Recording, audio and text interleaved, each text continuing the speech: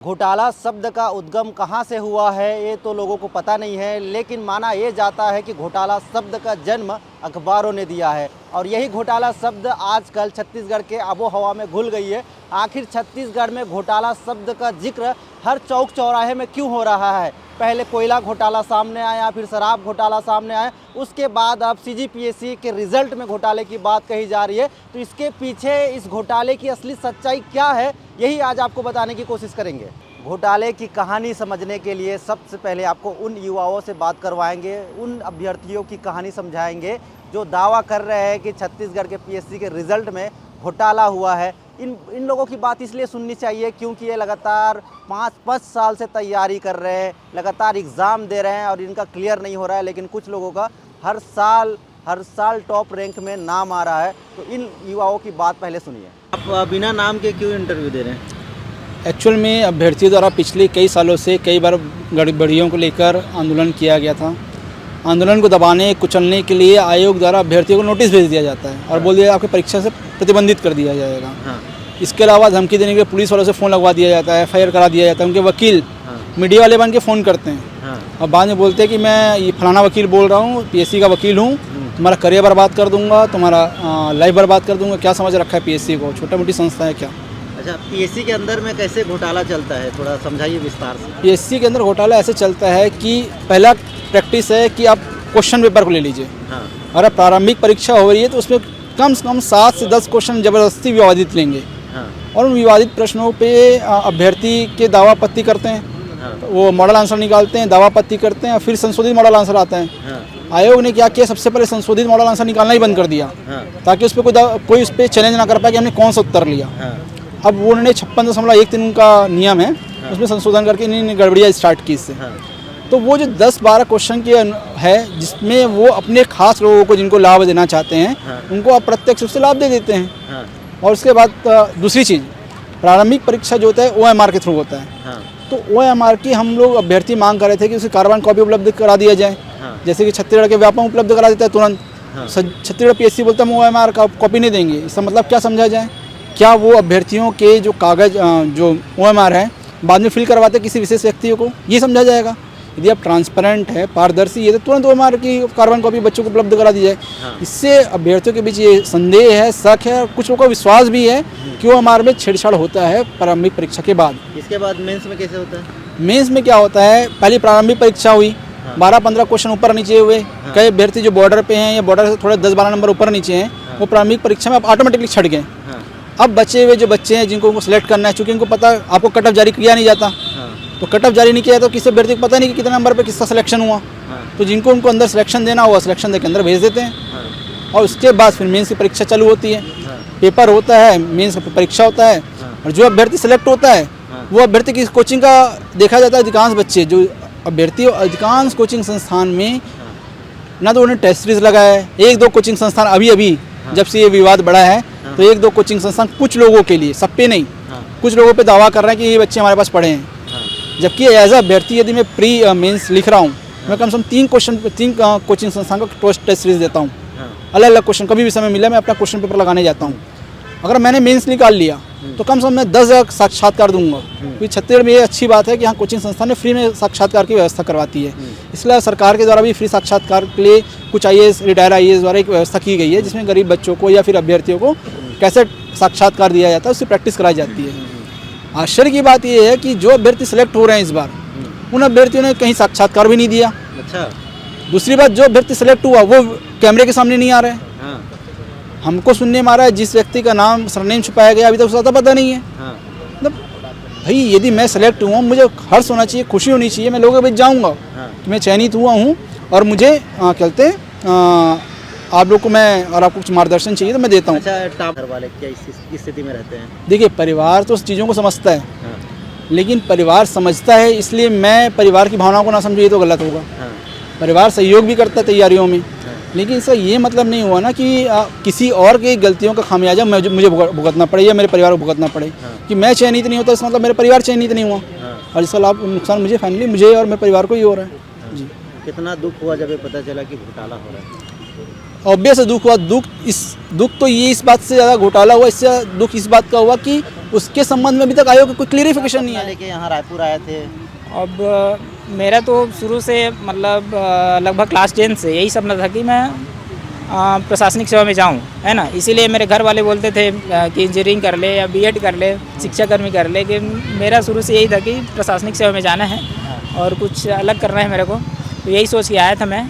लेकिन जब से यहाँ सुनने को मिलता है कि ये सारी चीज़ें होती हैं पीएससी में, कई सारी गड़बड़ियाँ देखने को मिल रही है, तो कहीं ना कहीं मन में एक निराशाजनक स्थिति उत्पन्न हो रही है कि अब करें तो क्या करें। क्योंकि अगर ऐसे ही होता रहा, बड़े बड़े नेताओं के बच्चे और बड़े बड़े अधिकारियों के बच्चे अगर सेलेक्ट होते रहे, तो फिर कमज़ोर वर्ग के जो बच्चे हैं वो कहाँ जाएं, है ना। उनके लिए कोई स्कोप बचे ही नहीं, फिर वो तैयारी बस करते रहें, है ना। और बाकी क्या करें फिर जो कमज़ोर वर्ग के हैं। हर बार ऐसी विवादित स्थिति बनती जा रही है पीएससी के विषय में। जिसका चयन हो गया है वो युवा क्या कह रहे हैं, जो अफसर बन गए हैं उनका क्या कहना है इस घोटाले पर, उनके मन में क्या चल रहा है, क्या वो सच में इस घोटाले को सत्य मानते हैं, ये भी आप समझ लीजिए। मेरा नाम विनय कश्यप है। मुझे CGPSC 2021 की परीक्षा में 52वीं रैंक के साथ DSP का पद मिला है। कैसी तैयारी हुई थी, कितना अटेम्प्ट हो गया था? जी, ये मेरा चौथा प्रयास था। इसके पहले दूसरे प्रयास में मैंने 137वां रैंक प्राप्त किया था, परंतु कुछ कारणों की वजह से मुझे पोस्ट अलॉट नहीं हुआ था और ये मेरा चौथा प्रयास था। घर वाले क्या करते हैं, बैकग्राउंड कैसा है, कितना संघर्ष था? मेरे पिताजी अधिवक्ता हैं और माता गृहिणी है। और साथ ही साथ इन 4 वर्षों में मेरा संघर्ष तो काफ़ी लंबा रहा, लेकिन गुरुजनों और मित्रों के सहयोग से एक अच्छी सफलता मिली मेरे को। इन दिनों एक चर्चा उठ गई है इसी रिजल्ट पर 2021 के कि घोटाला होता है, पैसा ले दे के सीट बेच दिया जाता है, इस पर विश्वास होता है? सर, चूँकि मैंने 4 बार दिए हैं और हर बार मेरा प्रीलिम्स मेंस में अच्छा ही नंबर रहा है और 137वां रैंक भी मिला था, तब मैंने क्वेश्चन नहीं किया था, क्योंकि उस दौरान में मुझे केवल 1 अंक से कोई पद नहीं मिला था। फिर मैंने पुनः प्रयास किया और इस बार मेंस में नंबर काफ़ी अच्छे रहे, जिसकी वजह से मुझे जो है 52वां रैंक प्राप्त हुआ। अभ्यर्थियों को सुनने के बाद आपके भी मन में सवाल उठ रहे होंगे कि आखिर एक ही व्यक्ति के रिश्तेदार क्यों सेलेक्ट हो रहे हैं। जो CGPSC के चेयरमैन हैं उनके रिश्तेदार, यानी कि उनकी भतीजी, उनकी भांजी, उनके बेटे, पिछले बार के PSC में उनकी बहू के रिश्तेदार क्यों लगातार सेलेक्ट हो रहे हैं, इस पर जो PSC के अभ्यर्थी जो तैयारी कर रहे हैं उनके मन में सवाल उठ रहे हैं। तो हम भी चाहते हैं कि ट्रांसपेरेंसी सामने आए, सच्चाई सामने आए, लोगों को पता चले कि PSC में कोई गड़बड़ी नहीं है या गड़बड़ी हो रही है तो जांच कैसे की जाए। तो हम PSC के चेयरमैन से ही बातचीत करने की कोशिश करते हैं। टामन सिंह सोनवानी जी को कॉल करेंगे और उनसे बात करने की कोशिश। प्रयास करें। The number you are calling is currently switched off. Please try later. तो आपने सुना कि टामन सिंह सोनवानी के नंबर में आप अगर फ़ोन करेंगे तो पिछले 2 दिन से यही आपको सुनाई देगा, आपके कानों में यही आवाज़ आएगा कि उनका फ़ोन बंद है, आप उनसे संपर्क करने के लिए फिर से प्रयास करें।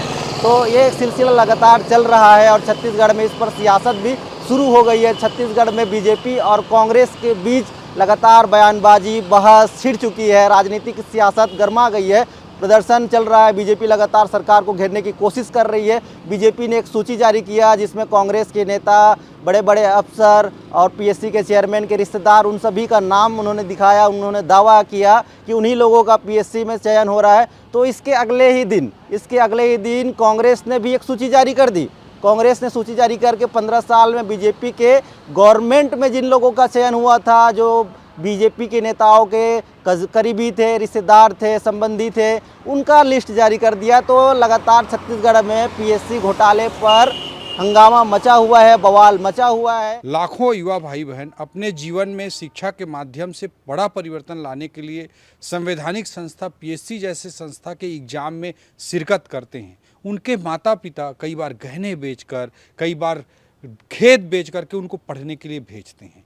और एक तरह से जो प्रक्रिया होती है तैयारी की, वो एक तपस्या से कम नहीं होती है। उस पूरी प्रक्रिया से मैं भी गुजरा हूँ, इसलिए उसको मैं दिल से करीब से महसूस कर पाता हूँ। आज छत्तीसगढ़ युवा भाई बहनों के मन में जिस तरह का आशंका और संदेह का वातावरण छत्तीसगढ़ के PSC को लेकर के बना है, जिस तरह की हताशा और निराशा है, वो अत्यंत दुर्भाग्यजनक है। आज सारे सोशल मीडिया प्लेटफॉर्म पर 1 to 1 मिलने की स्थिति को देख लीजिए। सब तरफ युवाओं में छत्तीसगढ़ PSC को लेकर हताशा और निराशा का वातावरण है। वो लोग खुल करके सड़क पर नहीं उतरते क्योंकि वो एग्जाम देने वाले रहते हैं और एग्जाम में नुकसान का उनको डर रहता है और PSC बार बार उनको डराती भी रहती है। तो ऐसी परिस्थिति में सारे तथ्य, सारे दस्तावेज मुख्यमंत्री भूपेश बघेल जी के पास हैं, वे सरकार में हैं, वे मुख्यमंत्री हैं। तो जब ऐसी हताशा और निराशा छत्तीसगढ़ के युवा भाई बहनों के मन में है तो चाहिए कि सब दूध का दूध और पानी का पानी हो। इसके लिए हाई कोर्ट के रिटायर्ड जस्टिस महोदय की अध्यक्षता में एक न्यायिक जांच आयोग की तत्काल उनको घोषणा करनी चाहिए। 2011 में छत्तीसगढ़ देश का अकेला ऐसा राज्य बना जहां एक साल में 4 बार पीएमटी की परीक्षाएं हुई, 3 बार रद्द हो गई। भारतीय जनता पार्टी का नेता अपने फार्म हाउस में पीएमटी के प्रश्न पत्र के आधार पर बच्चों की तैयारी करवा रहा था, जिसकी बाद में गिरफ्तारी हुई। कांग्रेस के नेताओं ने उसके घर में जाकर दबिश देकर पुलिस से पकड़वाया था। और उस समय पीएमटी में भारतीय जनता पार्टी के डॉक्टर रमन सिंह जी के कार्यकाल में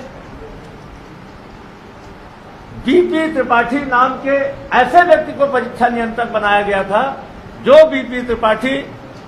बीपी त्रिपाठी को पंडित रविशंकर शुक्ला ने यूनिवर्सिटी में कर्मचारी होने के समय उसको परीक्षा के गोपनीय कार्य से ब्लैक लिस्टेड करके अलग कर दिया था। उस बीपी त्रिपाठी को जब व्यावसायिक परीक्षा मंडल का 2011 के पहले नियुक्ति देनी थी, तो तत्कालीन चीफ सेक्रेटरी ने अपने नोट शीट में लिखा था, शिवराज सिंह के द्वारा त्रिपाठी के खिलाफ प्रतिकूल टिप्पणी की गई थी कि यह व्यक्ति पूर्व में ब्लैक लिस्टेड रहा यूनिवर्सिटी में, इसे व्यावसायिक परीक्षा मंडल जैसे महत्वपूर्ण स्थान पे नियंत्रक बनाया जाना उचित नहीं होगा। उसके बावजूद भी डॉक्टर रमन सिंह जी ने अपने पारिवारिक दबाव पे, अपने कुटुंब के दबाव पे बीपी त्रिपाठी की नियुक्ति की थी।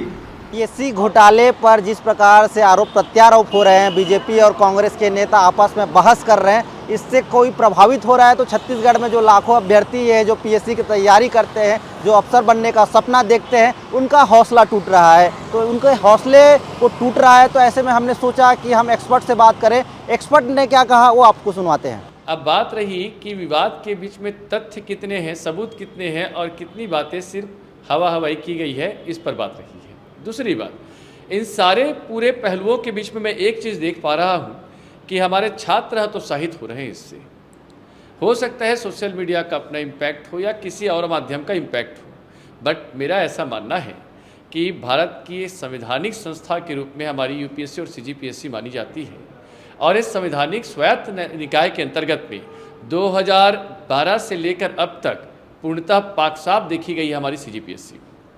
अब बात रही सीजीपीएससी के अंतर्गत, ठीक है, तो कई हमारे छात्र इसमें आज अपनी सेवाएं दे रहे हैं। आपको बताना चाहूँगा कि इसी बार के पीसीएस में या पीएससी में 15 से अधिक छात्र जो हमसे पढ़े हुए हैं वो चयनित हुए हैं। तो ऐसे में कोई भी नया प्रश्न उठाना बिना किसी सबूत, बिना किसी आपके विशेष तवज्जो के या बिना किसी विशेष आपके सबूत के कह पाना या बोल पाना पूर्णतः अनुचित होगा मेरे जैसे शिक्षक के लिए। आज छात्रों के लिए स्वर्णिम काल चल रहा है इस आपके दौर में। मैं स्वर्णिम काल नौकरियों के लिए इसलिए भी कह रहा हूँ कि आप सुबह उठते हैं अखबार में और पहले ही पन्ने पर देखते हैं कि आपके यहाँ एक नई वैकेंसी का आगमन हो चुका है। आपको बताना चाहूँगा, बच्चे कंफ्यूज है कितने वैकेंसी, कौन सी वैकेंसी कब भरें और किसको किस तरीके से तैयारी करें। ठीक, तो मुझे लगता है इन सब बातों को छोड़कर बच्चों को एक ही चीज़ पर ध्यान देना चाहिए, वो है उसका सिलेक्शन जो उसके हाथ में है। मेहनत करेगा, टूटेगा, रोएगा, लड़ेगा, तब जीतेगा। सीधे जीत की सफलताओं की सीढ़ी किसी को आज तक मिली नहीं है, और इसलिए आरोप प्रत्यारोप की काम की बात है, राजनीति तक रहने दीजिए।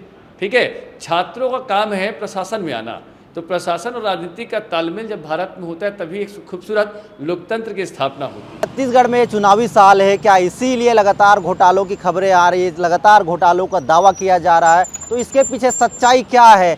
कब तक छत्तीसगढ़ के जो पीएससी की तैयारी करने वाले अभ्यर्थी हैं वो इससे डिमोटिवेट होते रहेंगे? इसकी सच्चाई कब सामने आएगी? कब पीएससी अपने तरफ से इस मामले में पूरी ट्रांसपेरेंसी रखते हुए सच्चाई सामने लाएगा और लोगों को बताएगा कि यहाँ घोटाला हुआ है कि नहीं हुआ है? अगर हुआ है तो जांच क्यों नहीं हो रही है? रायपुर से एबीपी न्यूज़ के लिए रवि।